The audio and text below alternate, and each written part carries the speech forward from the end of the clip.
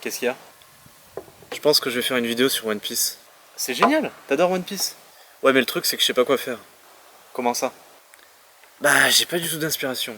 J'ai le thème, mais j'ai rien d'autre. Ah ouais.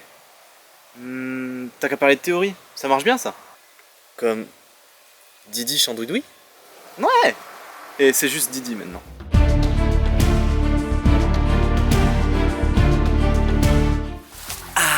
Alors celle-là, c'est ma préférée. Depuis qu'on nous a révélé que Poséidon était une personne, les théories sur Uranus ont explosé. Mais la plus probable est sûrement celle-ci. Nami serait en fait Uranus. Je sais que ça peut paraître fou, mais après les récentes révélations sur Luffy, je ne pense pas que ça soit impossible. Alors laissez-moi vous présenter les arguments qui avancent cette théorie. Tout d'abord, sa naissance. Personne ne s'est jamais demandé pourquoi son île natale était en guerre? Eh bien, ce serait parce que certains auraient appris la vraie nature d'une habitante de l'île. Et pourquoi est-elle si forte pour prédire la météo? C'est bizarre quand même, non? Et puis surtout, on fait souvent référence à elle comme sorcière. Les sorcières ayant la réputation de pouvoir changer la météo, ça prend tout son sens. D'ailleurs, son surnom là, la chatte voleuse. Les chats étant l'animal symbolique des sorcières, ça fait plutôt sens. De plus, dans notre monde, il fut un temps où les rousses étaient considérées comme des sorcières. Et puis, pendant les 2 ans d'ellipse, Nami était sur une île céleste. Elle s'entraînait dans les cieux.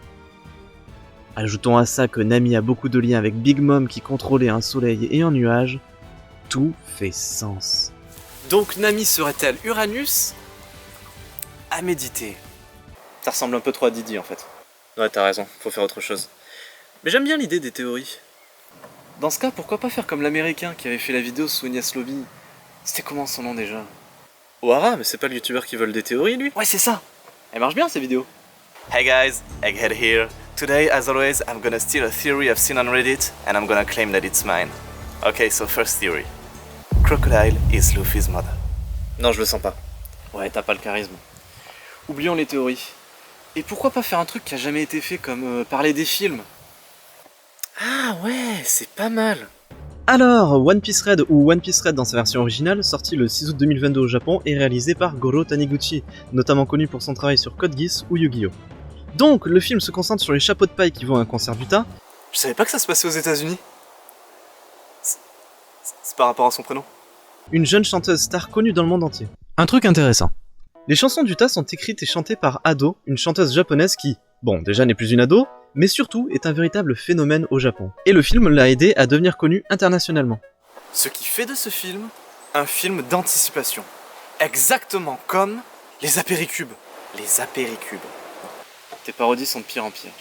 Mais par quoi? Rien. Sinon, je peux parler du live action. Non, ça va faire pareil. Par contre, si tu veux rester dans le jamais fait, tu peux redessiner des fruits du démon par exemple.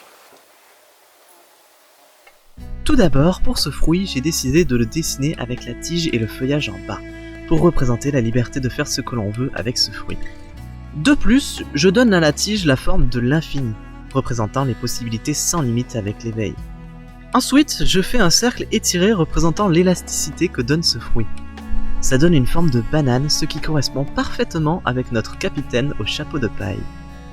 Il ne me reste plus qu'à colorier. J'ai choisi de colorer la tige et le feuillage en vert et le fruit en jaune beige. Il ne me reste plus qu'à rajouter quelques ombres et un peu de blanc au sommet du fruit, rappelant la forme de Nika. Et voilà le Komu Komu no Mi. Bravo, je suis sans voix. Merci, je suis plutôt fier. Tu devrais pas.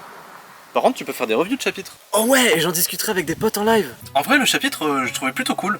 La puissance de Joy Boy et tout, on mange, hein, ça c'est bien. Et vous les gars, vous en avez pensé quoi? Tiens, Mary par exemple, t'en as pensé quoi? Ah, je suis tout seul. T'as pas de potes en fait. Ouais. Et pourquoi pas un truc relax, comme jouer à des jeux vidéo One Piece par exemple? Ah, sympa et facile à faire. Salut, c'est le petit nous. Aujourd'hui, One Piece Burning Blood. Bon, j'espère que je vais y arriver. Avant de jouer en ligne, je vais m'entraîner contre des bots. Bon, moi j'ai le DLC Bikini parce que... Bon, allez, on y va. Mais... Oh, mais laisse-moi... Mais laisse-moi jouer. Tiens, voilà, là. Mais va te faire foutre. Mais... Mais elle me défonce. Et voilà, super, bravo le jeu. Ah, ouais, super. Super, hein, le bot il triche là, putain. Attends, c'est pas tout.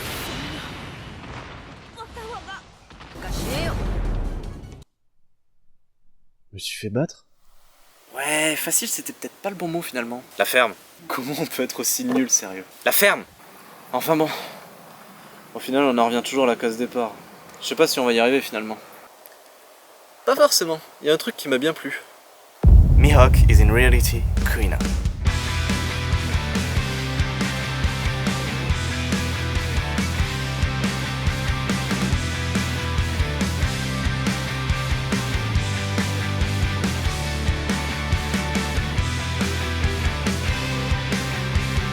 Bah alors écoute Brioche, moi j'ai bien aimé le chapitre.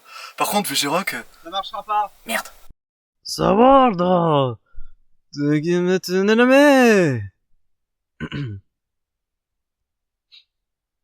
Il se relève pas là.